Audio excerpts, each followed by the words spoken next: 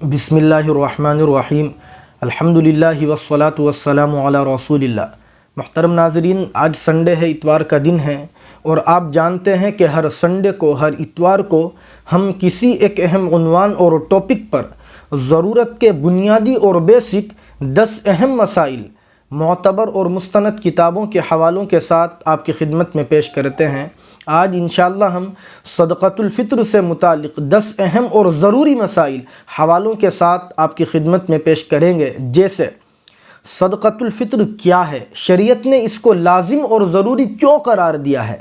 ऐसे ही सदक़तुल फ़ित्र किस पर वाजिब होता है और कब वाजिब होता है। इसी तरह सदक़तुल फ़ित्र की मिक़दार क्या है और क्या नाबालिग बच्चे की तरफ से भी सदक़तुल फ़ित्र अदा करना लाजिम और ज़रूरी है। इसी तरह क्या बीवी का सदक़तुल फ़ित्र उसके शोहर के ऊपर अदा करना वाजिब है। इसी तरह सदक़तुल फ़ित्र किस इंसान को देना चाहिए और गैर मुस्लिम को सदक़तुल फ़ित्र दे दिया तो ये अदा होगा या नहीं अदा होगा। इसी तरह मरे हुए इंसान की तरफ से, मरहूम की तरफ से सदक़तुल फ़ित्र अदा किया जाएगा या नहीं अदा किया जाएगा। इस किस्म के 10 अहम और ज़रूरी मसाइल हवालों के साथ हम आपकी खिदमत में पेश करेंगे। आप तवज्जो के साथ आखिर तक इस वीडियो को देखें और इन मसाइल को सुनें और सवाब की नीयत से आप ये मसाइल दूसरों को भी बतलाएं। तो आइए शुरू करते हैं। पहला सवाल ये है कि सदक़तुल फ़ित्र क्या है, शरीयत ने इसको लाजिम और ज़रूरी क्यों करार दिया है, इसका मकसद क्या है। देखिएगा, इस सवाल का जवाब हमें उस रिवायत से मिलता है जिसको इमाम अबू दाऊद रहमतुल्लाह अलैह ने अबू दाऊद शरीफ में 1609 नंबर पर ज़िक्र फरमाया है। हज़रत अब्दुल्लाह इब्न अब्बास रज़ियल्लाहु अन्हुमा फरमाते हैं कि फ़रज़ रसूलुल्लाह सल्लल्लाहु अलैहि वसल्लम ज़कातल फ़ित्री तुहरतन लिस्साइम मिनल लग़्वी वर्रफ़थ व तुअमतन लिल मसाकीन, कि रसूलुल्लाह सल्लल्लाहु अलैहि वसल्लम ने सदक़तुल फ़ित्र को लाजिम और ज़रूरी करार दिया है और सदक़तुल फ़ित्र रोज़ेदार के लिए लग़्व और बेहयाई की बातों से पाकीज़गी का ज़रिया है और मिस्कीनों के लिए ये खाने का एक इंतज़ाम है। इस रिवायत से साफ़ तौर पर यह बात मालूम होती है कि सदक़तुल फ़ित्र के 2 अहम मकसद हैं। पहला मकसद सदक़तुल फ़ित्र का यह है कि सदक़तुल फ़ित्र के ज़रिए रोज़ों की कोताहियों की तलाफ़ी हो जाती है। यानी हम रमज़ानुल मुबारक के मुक़द्दस महीने में जब रोज़े रखते हैं तो इन रोज़ों की अदायगी में हमसे जो कमियां, कोताहियां और लग़ज़िशें हो जाती हैं, तो इस सदक़तुल फ़ित्र के ज़रिए अल्लाह ताला हमारे रोज़ों की जो कमियां, कोताहियां और लग़ज़िशें हैं उनको ख़त्म फरमा देते हैं। और दूसरा मकसद सदक़तुल फ़ित्र का यह है कि सदक़तुल फ़ित्र के ज़रिए फ़कीरों और ज़रूरतमंदों के खाने का अल्लाह ताला इंतज़ाम फरमा देते हैं। तो ये 2 अहम मकसद है जो सदक़तुल फ़ित्र के शरीयत ने बयान फरमाए हैं। दूसरा सवाल ये है कि सदक़तुल फ़ित्र किस पर वाजिब होता है। देखिएगा, फ़तवे की मशहूर किताब फ़तावा तातारखानिया में जिल्द 3 सफ़ा 453 पर इस सिलसिले में ये रूल और ज़ाब्ता लिखा है कि जिस इंसान के ऊपर बिल्कुल भी कर्ज़ ना हो और ज़रूरत से ज़्यादा उस इंसान के पास इतना माल हो या इतनी कीमत का माल हो जितनी कीमत उस इलाके में, जिस इलाके में वो रहता है, 52.5 तोले चांदी की बनती हो। मैंने हिसाब लगाया दिल्ली का, तो तकरीबन 35,000 रुपये इसकी कीमत बनती है। मालूम हुआ अगर कोई इंसान दिल्ली में रहता है और उसके ऊपर कर्ज़ वग़ैरह बिल्कुल नहीं है और उसके पास ज़रूरत से ज़्यादा 35,000 रुपये हैं या इतने रुपए की मालियत की कोई दूसरी चीज़ मौजूद है जो ज़रूरत से ज़्यादा है, तो उसके ऊपर लाजिम और ज़रूरी है कि वो सदक़तुल फ़ित्र अदा करे। हम यहाँ एक अहम वजाहत ज़रूर ये समझें कि जब हम सदक़तुल फ़ित्र का हिसाब लगाएं और हिसाब लगाने में हम जिस माल की कीमत को इसमें ऐड करें तो याद रखें उस माल का माल नामी होना ज़रूरी नहीं है। इसी तरह उस माल पर साल का गुज़रना भी लाजिम और ज़रूरी नहीं है। यही फ़र्क है सदक़तुल फ़ित्र और ज़कात के वाजिब होने और न होने के सिलसिले में। तीसरा सवाल ये है कि सदक़तुल फ़ित्र की मिक़दार क्या है। دیکھیے گا علامہ شامی رحمۃ اللہ علیہ نے فتاوی شامی میں جلد 3 صفحہ 319 پر یہ فتویٰ لکھا ہے کہ صدقۃ الفطر کھجور، کشمش، جو، گیہوں یا آٹے اور ستو میں سے کسی ایک چیز کے ذریعے ہم ادا کر سکتے ہیں۔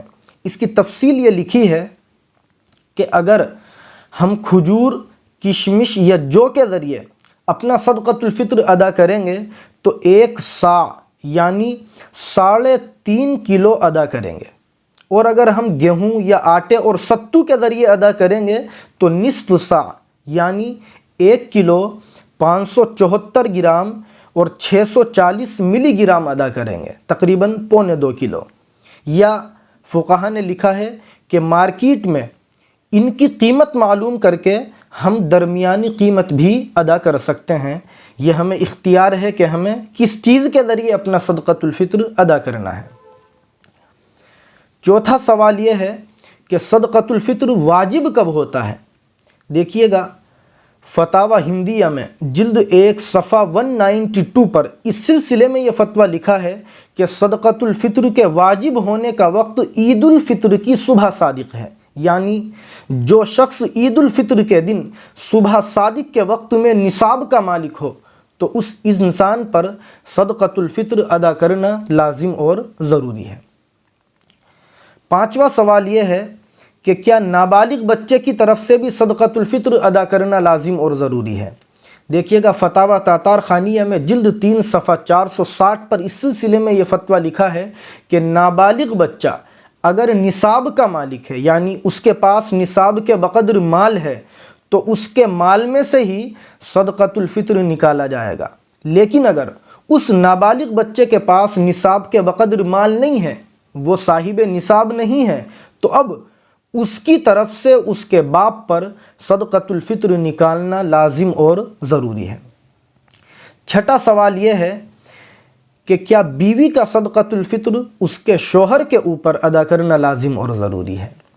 دیکھیے گا فتاوی شامی میں جلد 3 صفحہ 317 پر اس سلسلے میں یہ فتویٰ لکھا ہے کہ بیوی کا صدقۃ الفطر اس کے شوہر کے اوپر واجب اور ضروری نہیں ہے، لیکن اگر شوہر اپنی بیوی کی طرف سے صدقۃ الفطر ادا کر دے، چاہے بیوی کی اجازت سے ادا کرے یا بغیر اجازت کے ادا کرے، ہر صورت میں بیوی کا صدقۃ الفطر ادا ہو جائے گا۔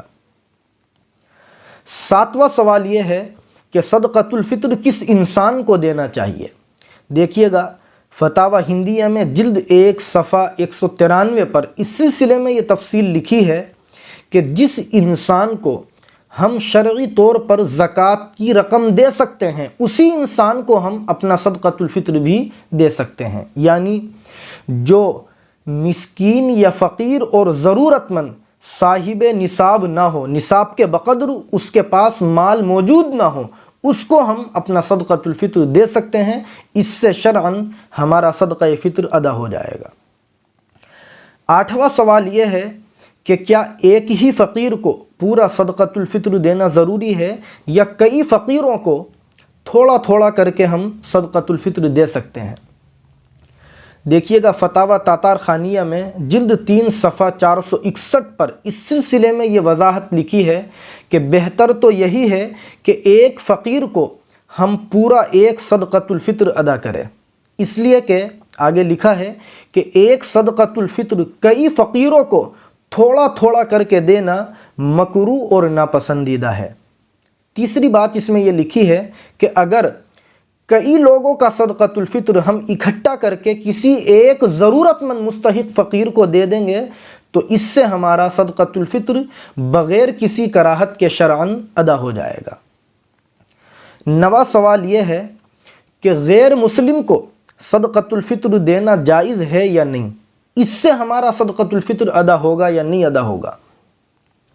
دیکھیے گا فتاوی شامی میں جلد 3 صفحہ 301 پر اس سلسلے میں یہ تفصیلی فتویٰ لکھا ہے کہ غیر مسلم کو صدقۃ الفطر دینا جائز ہے یا نہیں ہے۔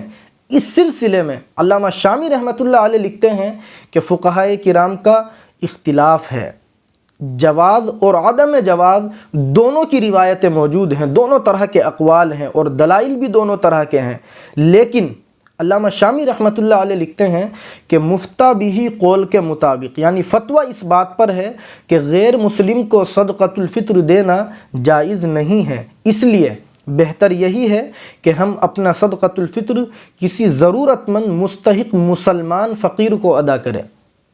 البتہ یہاں ہم یہ بھی ذہن میں رکھیں کہ اگر ہمارے ملنے والوں میں، ہمارے متعلقین میں یا اننون لوگوں میں کوئی غیر مسلم ایسا بندہ موجود ہو جو واقعتاً ضرورت مند ہو، تو ہم انسانیت کے ناطے اس کی مدد کریں، جہاں تک ہو سکے ہم اس کی ہیلپ کریں، اس کے کام آئیں، لیکن اپنی زکوٰۃ اور اپنا صدقۃ الفطر اس کو ادا نہ کرے، ورنہ شرعاً ادا نہیں ہوگا۔ 10واں اور آخری سوال یہ ہے کہ کیا مرحوم یعنی مردہ انسان کی طرف سے بھی صدقۃ الفطر ادا کیا جائے گا؟ دیکھیے گا فتاوی ہندیہ میں جلد 1 صفحہ 192 پر اس سلسلے میں یہ فتویٰ لکھا ہے کہ جس شخص کا انتقال عید الفطر کے دن صبح صادق سے پہلے ہو جائے تو اس کی طرف سے صدقۃ الفطر ادا کرنا لازم اور ضروری نہیں ہے، اس لیے کہ جو انسان عید الفطر کے دن صبح صادق سے پہلے دنیا سے رخصت ہو جائے، مر جائے، تو اس انسان کے اوپر شرعاً صدقۃ الفطر واجب اور لازم نہیں ہوتا۔ تو یہ صدقۃ الفطر سے متعلق 10 اہم اور ضروری مسائل تھے جو معتبر کتابوں کے حوالوں کے ساتھ آپ کی خدمت میں پیش کیے گئے ہیں۔